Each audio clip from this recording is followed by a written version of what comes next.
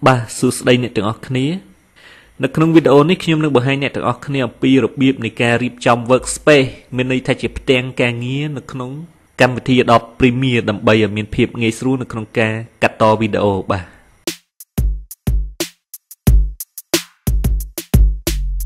អញ្ចឹងខ្ញុំបើកកម្មវិធីមក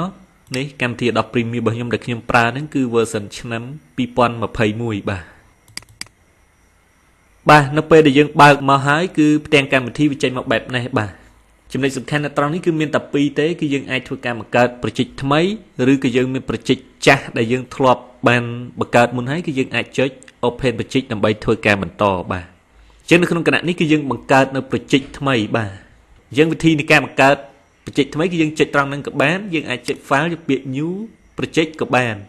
ឬយើងអាចចុច Shortcut key Control Alt N ក៏បានដែរបាទអញ្ចឹងខ្ញុំចុចត្រង់ហ្នឹងក៏បានឬក៏ខ្ញុំចុចត្រង់នេះក៏បានបាទត្រង់នេះខ្ញុំដាក់ឈ្មោះឲ្យប្រជិចមកដាក់ថា Workspace ចឹងមកហើយនៅត្រង់ location នេះគឺជាទីតាំងសម្រាប់ធ្វើការដាក់ប្រជិចរបស់យើងដើម្បីបដូរទីតាំងគឺយើងចុចទៅលើ Pro នេះមកឧទាហរណ៍ខ្ញុំដាក់នៅលើ desktop សិនមកបាទចុច select folder បាទនៅត្រង់នេះគឺយើងយក time code មកបាទ display format នេះហើយ display format នៅត្រង់ audio នេះគឺយើងយក audio sample ហើយនៅត្រង់នេះគឺយើងយក HDV បាទមិនបដូរវាទេបាទចុចលើប៊ូតុង OK មកបាទឥឡូវនេះឃើញថាយើងបានចូលមកដល់ផ្ទាំង interface របស់កម្មវិធី Adobe Premiere ហើយឃើញថាវារញ៉េរញ៉ៃមែនទែនបាទហេតុដូច្នេះហើយដើម្បីឲ្យមានភាពងាយស្រួលនៅក្នុងការកាត់តវីដេអូរបស់យើងគឺយើងត្រូវចេះរៀបចំ Workspace របស់យើងនេះបាទដើម្បីឲ្យមានភាពងាយស្រួល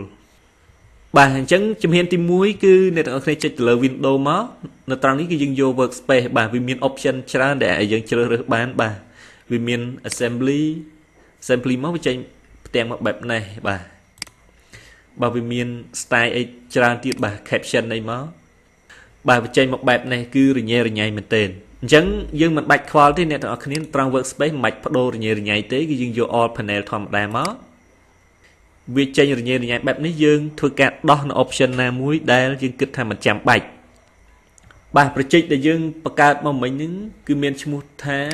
Workspace បាទនេះ Workspace ប្រជិចឈ្មោះ Workspace អញ្ចឹងខ្ញុំចាប់វាដាក់មកលើមកកុំឲ្យវារញ៉េរញ៉ៃបាទចាប់វាដាក់មកដកនៅផ្នែកខាងលើនេះមកបាទនេះគឺវាលោតមកនេះ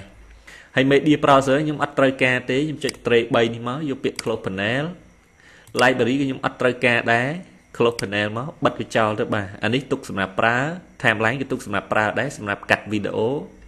ហើយត្រង់ audio mixer គឺខ្ញុំអត់ទាន់ត្រូវការទេបាទខ្ញុំ close វាចោល audio track mixer នេះក៏អត់ទាន់ប្រើដែរខ្ញុំបិទវាចោលសិនចុះបាទ text បិទវាចោល capture ក៏ខ្ញុំបិទចោល edit to type ក៏ខ្ញុំបិទចោល lumetri scope នេះក៏ខ្ញុំបិទចោលបាទ progress បិទចោលទុកបច្ចេកទុក effect control អានេះគឺចាំបាច់សម្រាប់ប្រើប្រាស់បាទយើងអាចចាប់វាទៅមុខទៅក្រោយបែបនេះបានបាទហើយនៅត្រង់នេះយើងមានអីគេមាន title បិទវាចោលមាន reference បិទវាចោលហើយនៅត្រង់នេះអានេះទុកវាអញ្ចឹងទៅបាទយើងមាន effect បាទ effect យើងត្រូវការប្រើប្រាស់ញឹកញាប់បាទយើងចាប់វាដាក់មកនេះមកឲ្យនៅមកផ្នែកខាងនេះមកបាទមាន effect control អញ្ចឹងមកបាទ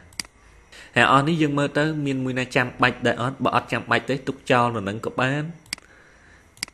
ឬក៏យើងអាចលុបវាចោលឲ្យស្រឡះក៏បានដែរបាទ info នេះ close panel មកបាទចុច tray 3បែបហ្នឹងមក close panel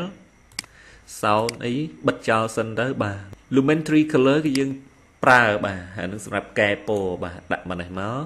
ហើយនេះអត់ទេ data meta data ស្អីនេះអត់ទេបាទ maker អត់ទេ history ក៏អត់យកដែរ event ក៏អត់ legacy title prop ក៏អត់ legacy title style អាចនឹងប្រើបាទប៉ុន្តែបិទចោលសិនទៅកុំឲ្យនៅរញ៉េរញ៉ៃបាទ title tool អីក៏មិនបាច់ដែរអានេះក៏ប្រើដែរបាទប៉ុន្តែបិទវាចោលសិនទៅកុំឲ្យវានៅរញ៉េរញ៉ៃបាទអានេះក៏ប្រើតែបិទចោលសិនឲ្យវាស្រឡះស្រួលមើលបាទ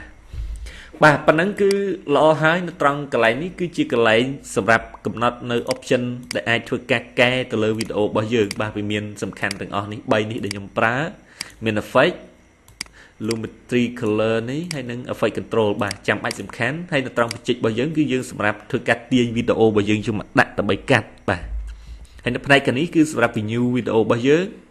នៅផ្នែកនេះគឺជា tool សម្រាប់ធ្វើការកាត់ឬក៏តុបតែងទៅលើវីដេអូហើយនៅត្រង់នេះគឺជា timeline បាទសម្រាប់ទាញវីដេអូយកមកដាក់កាត់តអីនឹងបាននៅត្រង់កន្លែងនេះហើយនេះសលេងទុកវាអញ្ចឹងទៅបាទអញ្ចឹង interface របស់ខ្ញុំគឺងាយប៉ុណ្ណឹងទេហើយបញ្ជាក់ថានេះគឺជាការកំណត់ទៅតាមការពេញចិត្តរបស់មនុស្សម្នាក់មិនមែនមនុស្សគ្រប់គ្នាសិតតែត្រូវកំណត់ format បែបហ្នឹងទេបាទពីព្រោះ option របស់ Adobe Premiere ហ្នឹងគឺវាមាន option ច្រើនដែលអាចឲ្យយើងធ្វើការកាត់តវីដេអូរបស់យើងនឹងឲ្យវាមានកម្រិត professional បាទអញ្ចឹងបើសិនជាយើងត្រូវការ option បន្ថែមគឺយើងអាចចូលទៅ window មកហើយយើងបាទយើង tick នៅត្រង់កន្លែងនេះមកបាទឧទាហរណ៍យើងចង់បានអីបន្ថែមបាទចង់បាននៅ text យើងគ្រាន់តែ tick លើវាចឹងមកបាទវាបង្ហាញ text មកឲ្យយើងវិញហើយបាទនេះហើយយើងបិទវាវិញ close ចឹងមកបើសិនជាយើងអត់ត្រូវការទេបាទអញ្ចឹងមិនបាច់ខ្វល់ទេថាតើយើងបិទឬក៏មិនបិទអីហ្នឹងគឺយើងគ្រាន់តែបង្ហាញឬក៏លាក់អីនៅត្រង់នេះបាទអូខេសូមអរគុណចំពោះការតាមដានទស្សនានៅវីដេអូ clip មួយនេះបាទ